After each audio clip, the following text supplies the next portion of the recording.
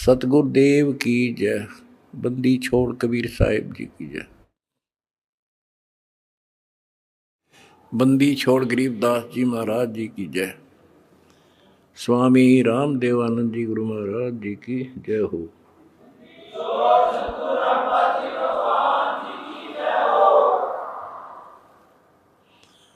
सत साहिब परमेश्वर कबीर जी की प्यारी संगत को, विश्व की सारी संगत को दास का आशीर्वाद है। परमात्मा आपको मोक्ष दे, सुखी रखे, काल कष्ट से आपकी रक्षा करे। बच्चों, आपको सत्संग से, तत्व ज्ञान से रंग दिया है, आपको परिपूर्ण कर दिया है। आज मानव एजुकेटेड है, शिक्षित है, आसानी से समझ जाता है अच्छे और बुरे को। परमात्मा की विशेष श्रद्धा है। ये साइंस परमात्मा ने मानव को दी, जिसके कारण आज ये सोशल मीडिया परमात्मा कबीर जी की देन है।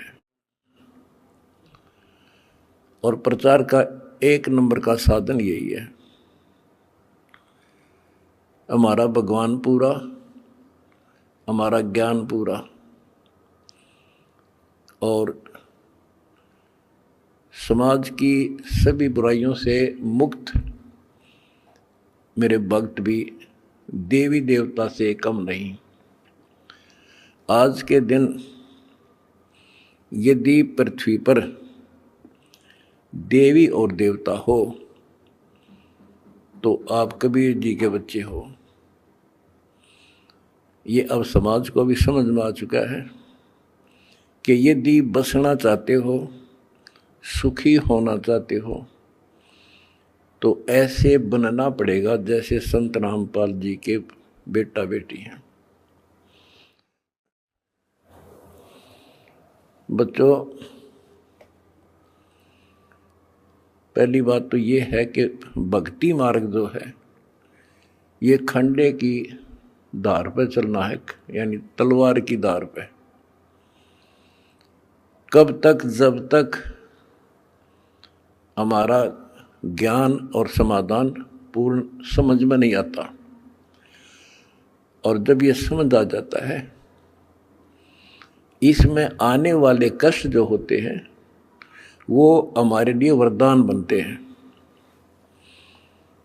ये अब आपके आसानी से समझ में आ जाएगा। अध्यात्म की सफलता का मूल कारण है कि राज्य रमता राम की, रजा दरे जो शीस, दास गरीब दरस परस, तिस बैठे जगदीश। ज्यों रखे त्यों ही रहूं, और मेरा के चारा, खाने जाद खरीद हूं, गुलाम तुम्हारा। आपको सत्संग के माध्यम से सुना करते हैं हम, कई उदाहरण भी दिए जाते हैं कि एक राजा था, वो नास्तिक था, उसका वजीर आस्तिक था। और भगवान पर विश्वास करने वाला था कि जो परमात्मा करता है वो अच्छा करता है। बहुत अच्छा हुआ। एक बार राजा अपनी तलवार को की धार चेक कर रहा था, खड़ा खड़ा। आसपास और भी मंत्री थे और वो आस्तिक मंत्री भी खड़ा था।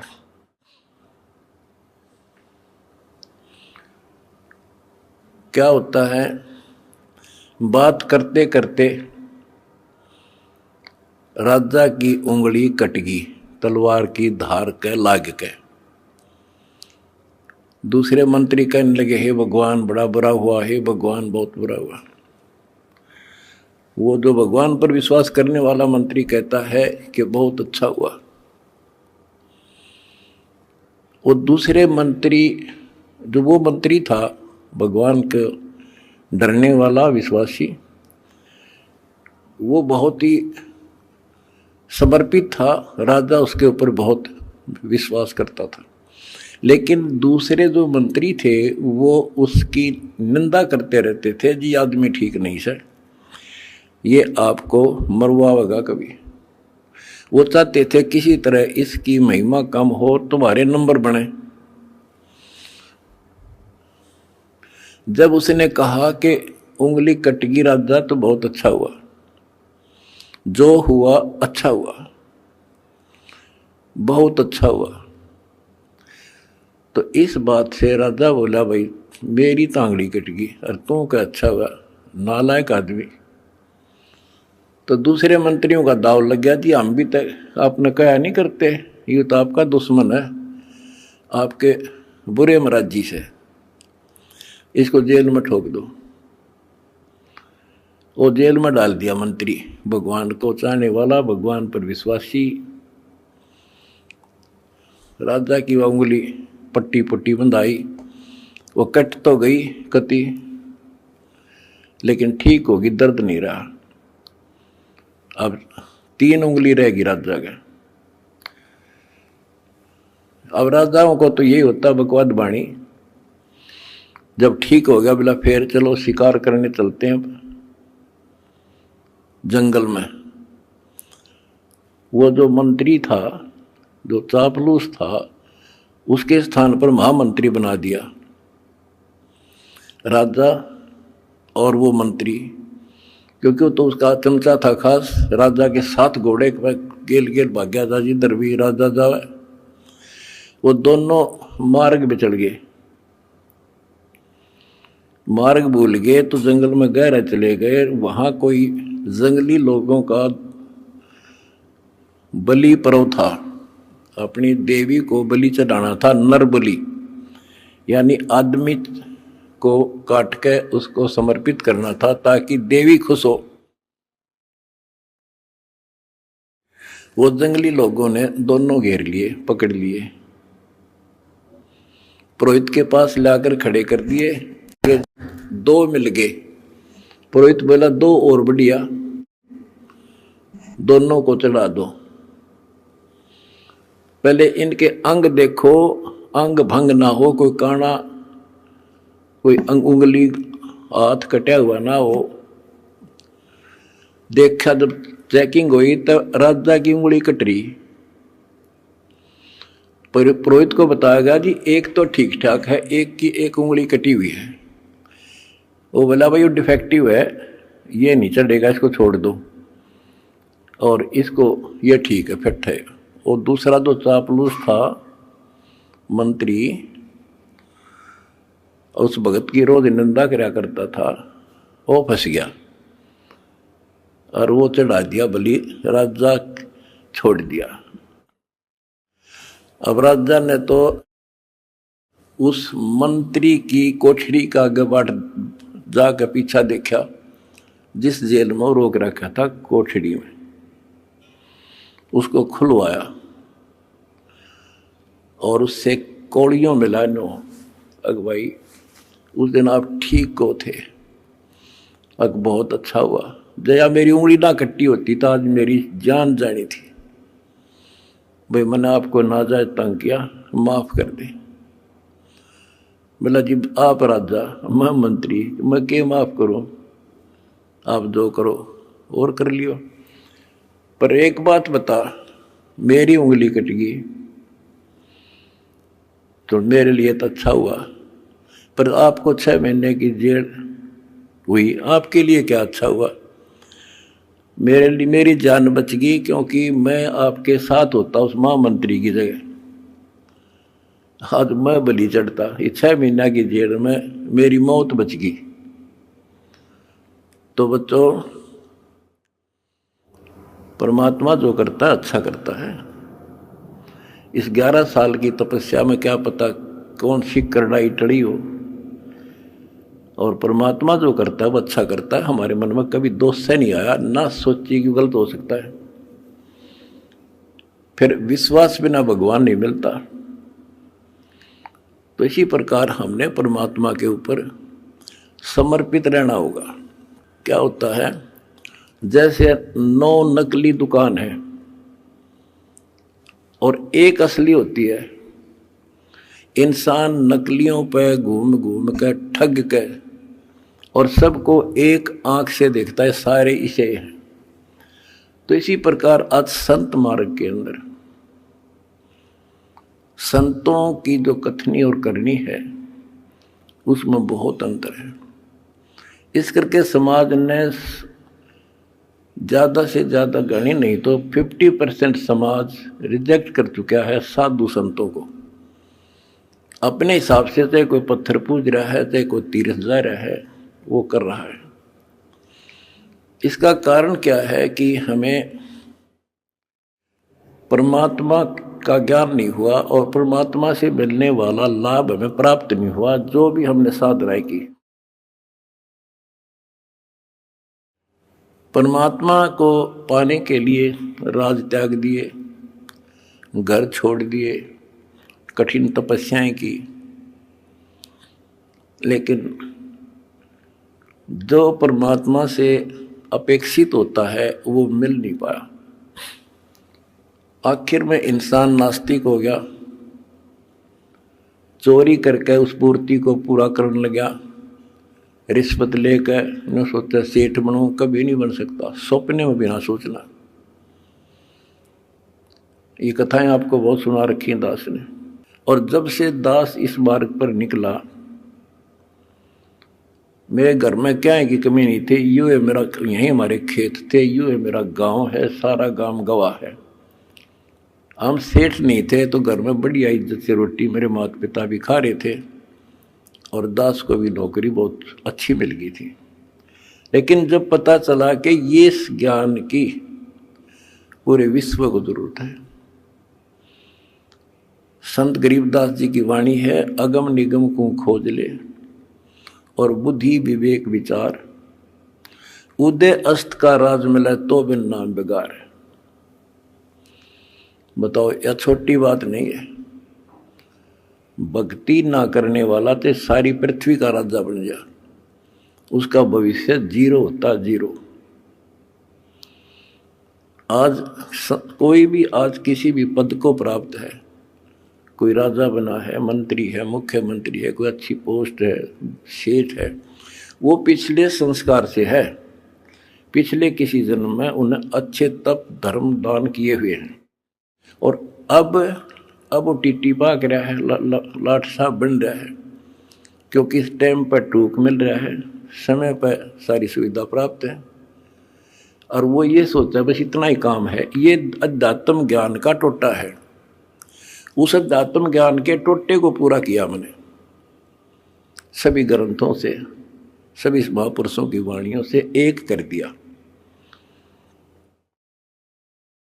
अब देखो, हम देखते हैं भाई, एक इंसान सेठ है, एक IAS IPS MLA MP प्रधानमंत्री मुख्यमंत्री बने हैं और वो कति राम नाम न जानते नहीं, सारे दिन दारू पीना या मजाक करना और बकवाद करना, या अपनी अच्छे नेक व्यक्ति हैं तो अपना करके खाना रहना। और हम सोचते हैं कि ये भक्ति जो कर रहे हैं, वो ये सोचते हैं कि हम भक्ति कर रहे हैं और फिर भी कोई ना कोई कष्ट थोड़ा बहुत आ ही जाता है। और मेरे साथ वाला सारा दिन कोई राम नाम न जानता, नहीं कहता ताश खेल है, दारू पीवे, ना अपनी धंधा करता है और बड़ा अफसर है, इसको कोई दिक्कत नहीं होती। तो ये ऐसे समझना होगा आपने, जैसे इन्वर्टर की बैटरी है, वो चार्ज कर दी और इन्वर्टर है नहीं, फिर हटा दिया, तो जब तक उसमें वो कैपेसिटी है उसकी, वो चलेगी और पंखे भी चलेंगे, कूलर भी चलेगा, लाइट भी जग रही होगी। और जिस समय वो बैटरी डिस्चार्ज हो जाएगी, सभी समाप्त हो जाएंगी, सब सुविधाएं खत्म। उसके बाद फिर क्या होगा, उसके ऊपर कैर टूटेगा और उस समय देर बहुत हो चुकी होगी। आज कोई राजा है, महाराजा है, और फिर मृत्यु के बाद कुत्ता बनेगा, गधा। ये संतों की वाणी है, कोई डूम बाट के गीत नहीं है, अध्यात्म ज्ञान है। फिर पीछे तू पसवा कीजिए, गद्दा बैल बनाई, ये 56 भोग कहाँ मन बोरे, कि तक कुर्ली चलने जाइए। एक थोड़ा सा दिमाग तक काम ले ले इंसान तो कलजा पाट जा। आज सारी सुविधाएं हैं, समय पर सब मिल रहा है, और मृत्यु के उपरांत क्या होगा, कुत्ता बनकर धक्के खागा। तो ये डर बनेगा गात में, जब बात बनी मेरा बना डर, ये ज्ञान होया। तो फिर बताया कि कोट जन्म तन भ्रमत हो गया, कुछ नहीं हाथ लगा रहे, और कुकर कुत्ता, शुक्र सुअर खर गधा, और कौवा हंस पुगारे। तो ये छाती में लगन लगी ये बातें, भाई तो बहुत जुल्म हुआ। आते एक छोटी सी पोस्ट है जेई की, इस समय मैं अफलातून मान रहा हूं अपने आप को। और अध्यात्म ज्ञान बताता है कि राजा भी रहे, देवता भी रहे, और मोक्ष नहीं हुआ।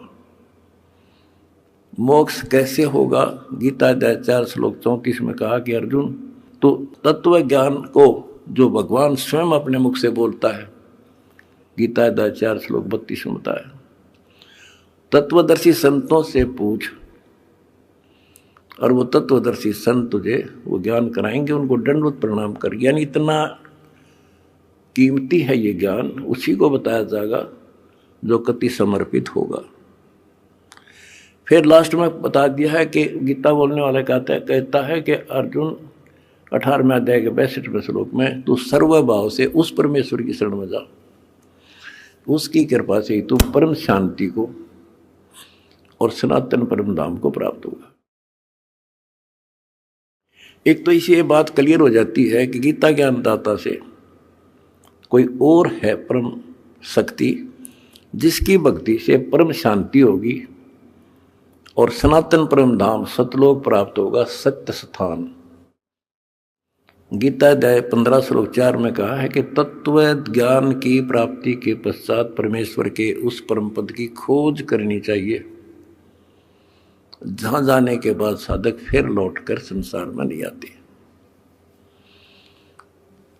तो उसके लिए हमने ये पाना है, उस परम पद को पाना है। कौन से परम पद को? जहां जाने के बाद फिर लौटकर नहीं आते, जहां परम शांति है, वो सनातन परम धाम है।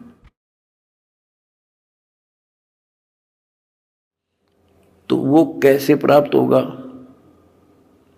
वो तो तत्वदर्शी संत बताओगा। वो गीता के अंदर वो ज्ञान पूरा नहीं है। अगर गीता जी में ज्ञान पूरा होता तो लिख देते वो एक चैप्टर और, कि उस चैप्टर में पढ़ ले जो मैं उस परम अक्षर ब्रह्म की प्राप्ति का जो ज्ञान है। तो इसलिए वो तत्वदर्शी संत आज ये दास है। और मेरा निवेदन है सारी पृथ्वी के मानव से, दास ने एक पुस्तक लिखी है, 2-3 पुस्तकें हमारी मेन, एक तो ज्ञान गंगा है। इस ज्ञान गंगा को जो पढ़ लेगा जी ला के, उसकी 101 पीढ़ी पार हो जाएगी। 101 पीढ़ी।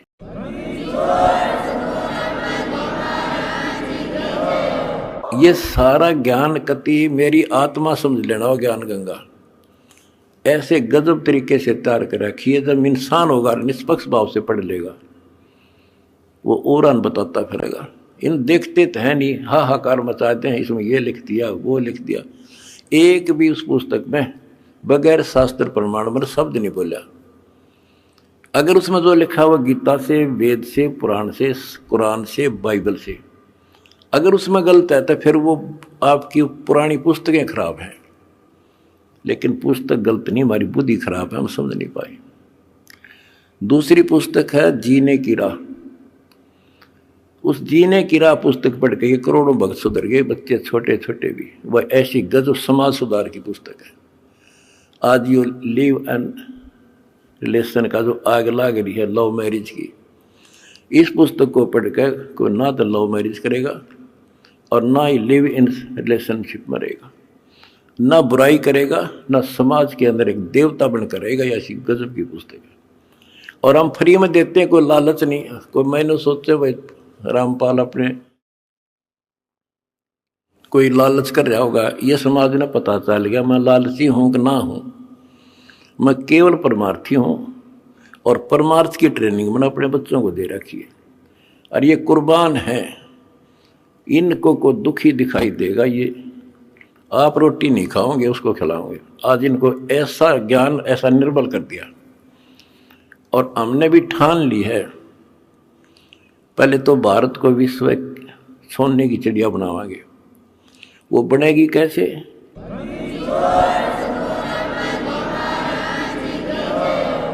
जीने के लिए अन्न की आवश्यकता है, अन्नदाता किसान है और किसान की कांच काट रखी।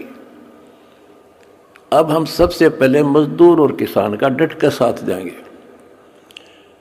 कोई आपत्ति आवेगी या किसी को वैसे को किसी कारण से और समस्या आती है या मजदूर को, ये दो ही हैं जो आज दुखी हैं।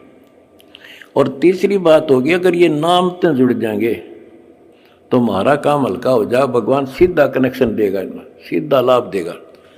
अब भगवान कहते नाम क्या करता है, भगवान क्या करता है। जैसे शुरुआत में हमारे गांव में लाइट बिजली नहीं होती थी और बिजली की तरह शुरुआत हुई लगवाने की, तो एक आधी जगह को एक्सीडेंट हो गया, इंसिडेंट न्यों पता लग गया भाई वहां बिजली ने पकड़ लिया, मर गया। तो उससे और डर बन गया लोगों के। हमारे गांव में बिजली की शुरुआत हुई, मैं जब जेई लगाई था तब तक हमारे घर में बिजली नहीं थी, सन 1977 तक, और ना नीयत थी लगवाने की। तो मैंने आके अपने एक दोस्त था मेरा यहाँ, वो बिजली का काम करता था, कुछ लोगों ने लगवा ली थी गांव में भी। मैंने उसको कहा भाई तो घर वालों से कह तो सामान ले आ, मैं सामान दे दूंगा, बता कितना सामान क्या फिटिंग का इसमें पैसे लगेंगे। उसने बताया 1200 रुपये लगेंगे, मैंने दे दिए। वो सामान लेकर घर आ गया, मैं चला गया ड्यूटी पे। और वो बोला भाई मेरा ताऊ ने बोला, तुम्हारा उम्र में छोटा था, उनने एक चाचा था मेरा ताऊ बाबू फादर का भाई लागे, बोला भाई थारा बिजली लानी है। वो बोला तो अपने माँ बाप का ला ले बिजली, भाग जाड़ा की तो बकवास करे तो मारे क्यों लाओ बिजली, तू अपने ला ले। यानी बिजली को इतना गलत समझते थे। जब तो मजाक चल रहा था उनका, फिर माँ आ गया सामने, तो वो बोला भाई नूर ने बोले थारे घर वाले, तो बोला तुम अपना ला लो इस बिजली ने।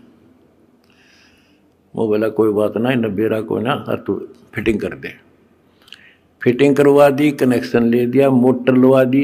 पहले हाथ से काटा करते नो सानी, और मेरी माता ने पीछा करती 2 घंटे 2 किलो वाचा किलो आदि।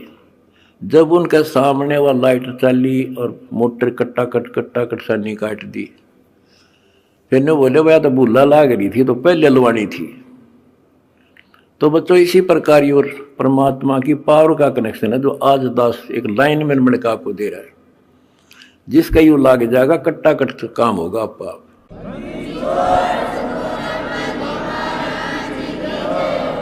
ये करोड़ों भक्तों ने कनेक्शन ले रखे हैं, सारे के ठाठ कर रखे हैं, सबके चेहरा पर रौनक, कोई टेंशन नहीं आ सकती। पर भगवान की भक्ति खा कर जैसी समस्या आती रही और धन का टोटा हो गया। तुमने इतना दान कर दिया कि आज देख कितने लाखों दुखियों का दुख दूर हो रहा है तुम्हारे दान से। और वह जब भगवान का जुड़ गया तो सीधा कनेक्शन उनसे भी हो जाए। भगवान को रिश्तेदार थोड़ा किसी का हो, तो सबको देगा, सबके साथ एक जैसा व्यवहार है। बिजली ने कोई लगवा लो अपने पावर को, फुल काम करेगी, पर उसकी मेंटेन, उसको सारी उसकी जो है मर्यादाओं का पालन करना होता है। गलती कर दी तो वह नष्ट भी कर देती है। तो सावधानी बरतें, मर्यादा का पालन करें, और देखो फिर किसे ठाठ हो जाएंगे। और मोक्ष मिलेगा।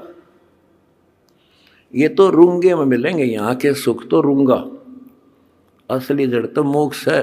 वहाँ चले जाएंगे जहाँ जाने के बाद फिर लौटकर संसार में नहीं आते। सत साहिब।